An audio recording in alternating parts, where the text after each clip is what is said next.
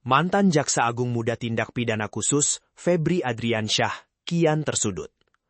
Belum tuntas kasus korupsi dan pencucian uang senilai 34,6 triliun rupiah yang menjeratnya, kini isu miring seputar wanita simpanan kembali mencuat ke publik. Seorang pengacara muda asal Lampung bernama UNC Arwindi terseret dalam pusaran kasus ini setelah dituduh menjadi wanita simpanan sekaligus tempat penyembunyian aset miliaran rupiah milik Febri. Menanggapi tuduhan liar yang viral di media sosial tersebut, alumni Fakultas Hukum Unila Angkatan 2014 ini akhirnya buka suara. Sambil bersumpah atas nama Tuhan, UNC membantah keras seluruh tuduhan tersebut. Ia menegaskan tidak pernah bertemu, apalagi berkomunikasi dengan mantan Jampitsus. UNC menduga namanya dikaitkan hanya karena ia pernah bekerja di sebuah kantor hukum yang lokasinya berdekatan dengan gedung Kejaksaan Agung.